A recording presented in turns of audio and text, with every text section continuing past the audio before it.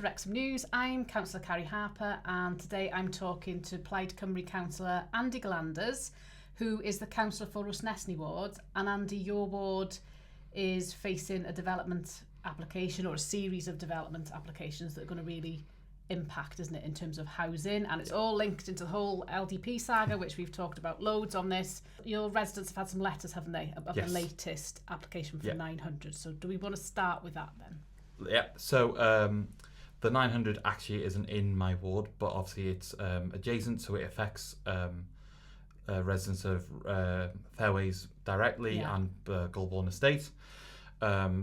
Essentially, they want to build 900 houses with no additional infrastructure, no additional schools, and residents of Fairways have had a letter to say the consultation has gone out.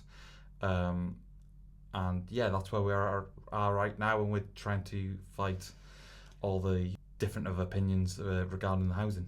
I suppose we should start really with the local development plan. Do we have to? I know. It's going over. It just feels like this has gone on and on for years. Well, it has gone on and on for years, but it's really controversial, isn't it, locally? And there's a reason why we're still having this conversation. So a lot of people might think LDP is dead. To an extent, that's right, but it's been a long process. So I'm just going to really quickly try and recap for people. Good luck. So the local development plan is a plan that sets out where housing development is going to be across the borough and the number of houses that Wrecsam is going to see over a certain period. It's not just housing, it includes employment land, gypsy and traveller sites, other issues as well. And it's been really controversial locally, primarily because of the housing. Yeah. So Welsh Government said initially Wrexham's population is going to increase by 20% and set out the housing levels in line with that. But then we had the census and other information which have told us that basically the population is going to be static or even set to decline slightly. So the numbers were wrong. Yep. So there's been big objections from councillors in terms of the housing numbers, also in terms of affordable housing as well. Yep. So, and this is a really big point, isn't it? You know, the huge affordable housing in current Welsh Government policy should be 53%. Yep. In Wrexham, Welsh Government said 9%. Yeah. So legitimate objections, and councillors voted twice not to adopt the local development plan, basically for those reasons. But then developers took us to court and a judge said, you have to adopt the plan, otherwise potentially you're in contempt of court. And this is where the whole, you could go to jail if you don't vote the right way, seizure of assets, fines, and all the rest of it that people will have heard about. So there was a third vote where the LDP was adopted. I mean, our group walked out of the council meeting at that stage because it was just ridiculous to be being forced to vote a certain way. That decision was then challenged by a group of councillors in the Court of Appeal back in December, who agreed we shouldn't have been forced to adopt the plan and quashed that third vote where we adopted it, which basically means the decision to adopt it was quashed, effectively meaning the LDP is quashed. Yeah. But there's always a but. Technically, the last stage in the process would be now for the Welsh Government to formally withdraw the plan. So we've had some legal advice which says we haven't got to treat the LDP as a material planning consideration in decision making, but it is stuck in this limbo conversation, which is a live discussion now within the council and between the council and the Welsh Government. Developers have seen that window, haven't they? Yes, and that's where there's some, I'm not sure it's that uncertain actually, but where some might say there's some uncertainty, and they've whacked this planning application in for this 900, haven't they? Yeah, so this came to residents in 2022. It went originally on the back burner, and then obviously the developers who actually pulled out of the challenge legally over the LDP then have now seen an opportunity to get this plan in, to basically use the time between Welsh Government making their mind up to formally unadopt, to try and get it in. It's really naughty, but you can understand why they've done it, because obviously there's such a big amount of money landed on this, and like you say, when we've got 53% affordable housing as Welsh Government and they only have to do 9, they're going to try and get those big executive homes in as soon as possible. They have said they're going to do 20%, affordable houses on this 900. Quite frankly, I don't believe it'll be 20%. I think it will eventually turn into the 9% once. And we've seen this, and we know end of time 100%. developers just come back based on viability Look and at Brumbo. gradually reduce. Brumbo being a case in point, so we know that they just come back to. But if people are confused in terms of why this application is here, given all the LDP court process, it is confusing, but that is why. Yeah, very. And obviously the site is called KSSC. And it's basically a key strategic site for the LDP. So that's why this particular site and the other two are involved with the LDP. I'll just stop you there for a second, just to explain the KSS2. The whole site is actually in the LDP, or it was allocated for 1,680 houses, wasn't it? So we've got the 900 from, it's the Haworth group, isn't it? Haworth group, yep.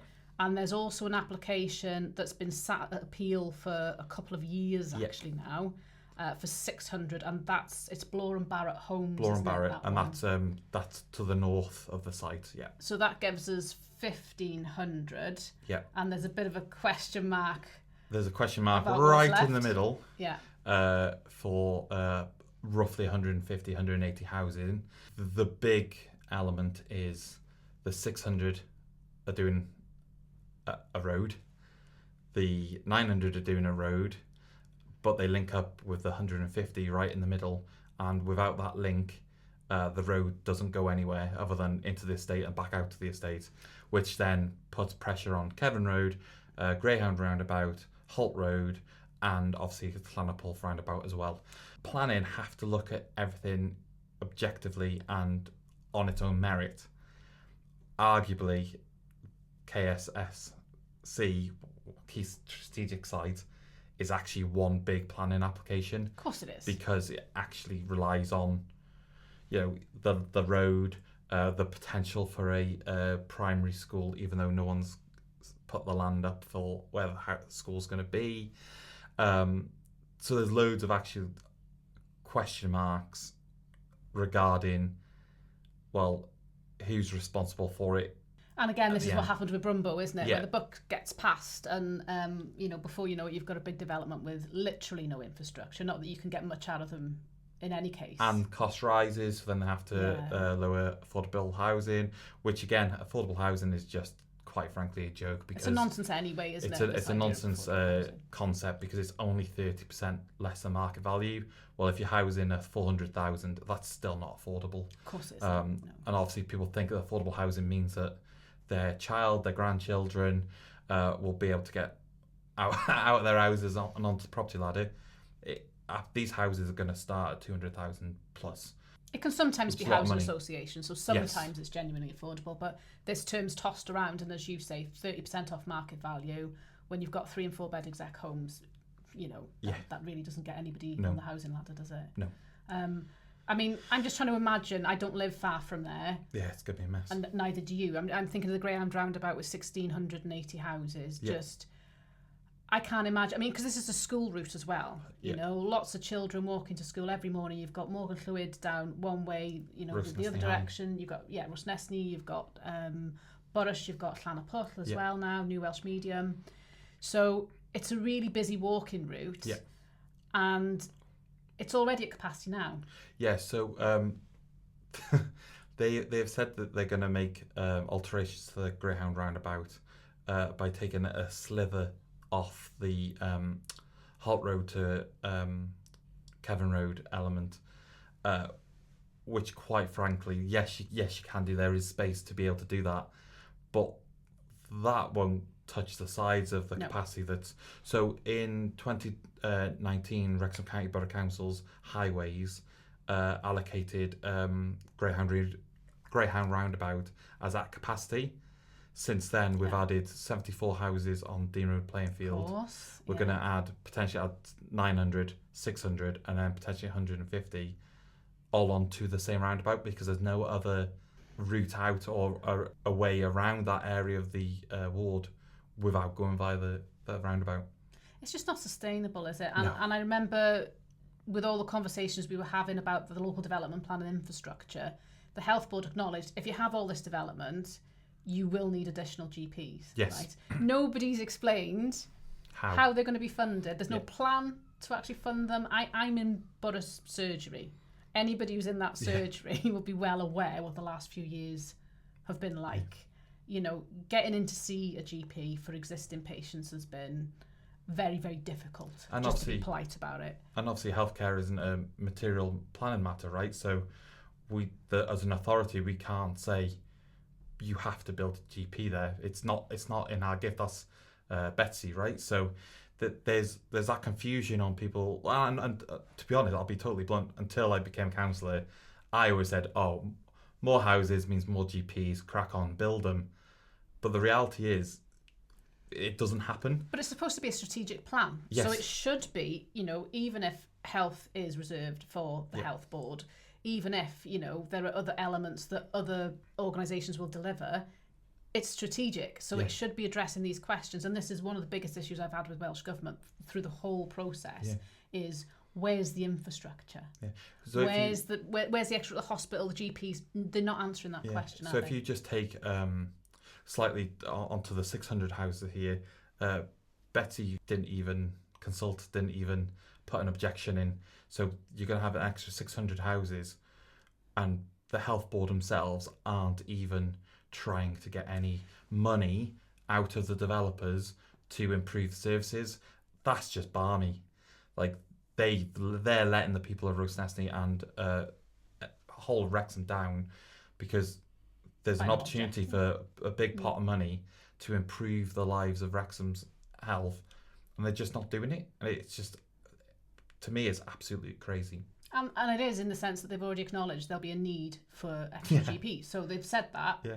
Nobody's going to tell us how they fund it, because the truth is they're not going to be funded. All that'll happen is you'll put immense pressure on existing services that are already at breaking point, is the truth. So, you know, from our point of view, those are the reasons why we've objected so strongly to this all the way, why it's been challenged in the Court of Appeal. And the other thing, it's good agricultural land. Like, absolutely. You know, and amenity land. Lots of people go and walk the dogs there and enjoy the, you know, it's green field, isn't it? And all the minerals that are in there and all the goods that's in the grounds. You know, it wasn't long ago that we were talking about needing to have more farms in the area because of, you know, the Ukraine war and all the stuff that was happening globally. And then all of a sudden you're going to put 900 houses and lose all that potential for growth, agricultural growth, of course. Gone. It makes no sense, and to build that many houses, I mean, if anybody's going past Dean Road, you can see the disruption, and you said that's 74 houses.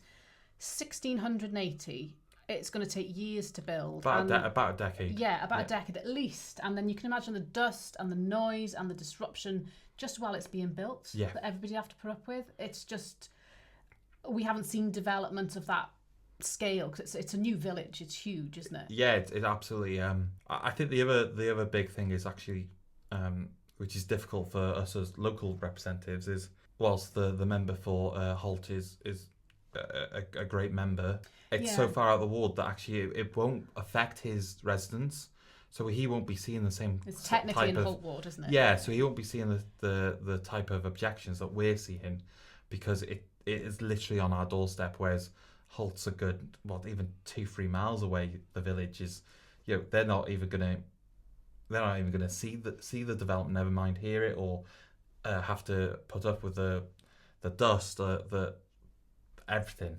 and obviously then community councils will get the preset, and then so all that money will go to Holt, which is excellent for Holt, but then we as Acton Community Council and as Kaya Community Council will have the real impact of 900 houses. 1680 ultimately, isn't 1680, yeah, of course. You know, 5,000 people potentially who all want stuff to do, clean areas that we all help fund and stuff. Cars. It's all a mess, to be honest. I think the big part is also that whilst it's on Kevin Road, a big element of the transport plan is Bryneston, which is a one-way track, 60 miles an hour road, which is literally on the doorstep of the fairways. And to try and think of wagons going down there is crazy. Which again is another walking route for people, isn't it? Yeah. And I don't think people have all necessarily realised the scale. I remember a couple of years ago looking at this, and I was surprised because when I seen it comes all the way down to Cllr Road. Yeah. On the Kevin Road. So you're thinking obviously the fairways and behind the fairways, but it comes really far down the Kevin Road. Yes, as well. so the whole development will basically swallow up. The fairways was a development of 350 housing. So it's, and that's big enough. and that's a chunky, lovely chunky estate. Another one just to the difficulty of it is the developers want to put it into a management firm afterwards. And we've seen directly with fairways that unless that's in the hands of the residents that live there, you end up paying a lot of money for a really poor service. So now a couple of years ago, the fairways residents got together and bought the contract or got the contract off the management, and it's a cracking estate now. It's nice, tidy, it's clean. The guys there do a great job with all the grass cutting, but it's all these and the play park. There's no play park in this 900. Yeah. All these things, you just go, they are just wanting the money. They're not about creating a community. It is all about the money. And I think it'll be not only a decade whilst the build, for a decade after, I think the residents will be paying for it financially and... Yeah. So for all these reasons, we've fought tooth and nail, haven't we? Plaid councillors, but also the majority actually of councillors, aside from Labour, it's got to be said, at the county borough have been fighting to stop this. So there is some light at the end of the tunnel. Yes. What we are seeing now is... The conversation's starting now about dropping the LDP, right? Yeah. The FM has gone on record to say that the situation's unbearable and we need to move on. But how are we going to move on? She needs to come to the table as well, right? I was just looking up the name that, PEDU. So PEDU is the Welsh Government body that deals with appeals, and it stands for Planning and Environment Decisions Wales. So catchy, as is everything in local government, isn't it? Yeah. What we are starting to see now, though, is planning appeals a lot smaller than this on this scale, but they are starting to come back, and PEDU are acknowledging effectively the LDP is dead. Yes. And they are now relying on the older plan, which is known as the Unitary Development Plan. Yeah.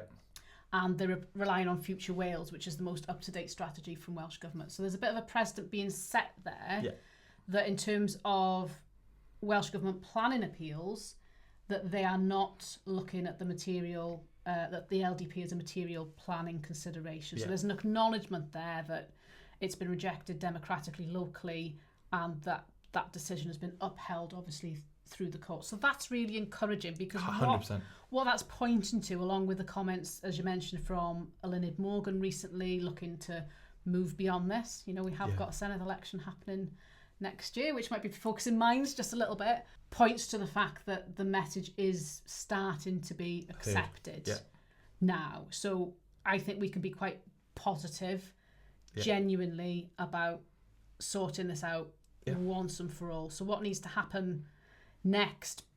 Basically, this application for the 900 is live. Yes. So we need to make people aware about it, and they can still comment even though the consultation is technically open. Consultation ended on the 25th of last month, but until the report is presented to the councillors, you can still have any objection noted. Yeah. So if anyone has listened to this today and gone, actually there's some information they know about the land or something, you can still write into planning or write into myself or any of the members, and we will put that forward. I think it's also interesting that phosphates has also now reappeared. Dreaded phosphates. Yeah, there's several. Do you want to explain what phosphates are? People watching this might not.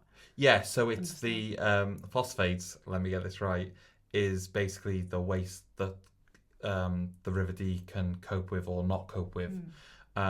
We had it a couple of years ago, which everyone locally will know. The football club, basically, their application was stalled because of phosphates issues. That kind of went away, but now Pedu again have brought it back to reevaluate it. So basically there might be a phosphates element to deny this which could planning as well. cause problems here as well. Absolutely, yeah. So the message to everybody is, yes, this application is live. Yeah. I'd feel fairly confident, I think, in terms of the position councillors are in terms of not having the LDP used as a material planning consideration, which would mean, in simple terms, there's no planning framework to support this development and these applications. And this application solely relies on the LDP because LDP. In the UDP, this site isn't mentioned whatsoever. It would be outside a settlement in the Yeah. older plan, wouldn't it? Yeah. So, I mean, there's a job of work for us to do as councillors over the, I would hope, next few weeks. Yes. In terms of making sure that Welsh Government do formally withdraw the plan so we can finally put this to bed and look forward to development for Wrexham that's actually based on local need and that's sustainable going forward, because that is ultimately all we're asking for, isn't it? Yeah. So, sustainability and basically what Wrexham needs. A lot of the residents have said, but, we need more housing. Well, there's 3,000 housing already in the planning system that the builders could get crack on with building. Yeah, they haven't been built yet, but they've got planning permission. Yeah. Plus empty houses. 1,600 Yeah. last heard. So there is 4,600 houses in the system that could be built way before these 900. Build those, see if they sell. Locally we're seeing developers change their plans to smaller bedrooms and smaller offerings because the bigger developments aren't selling.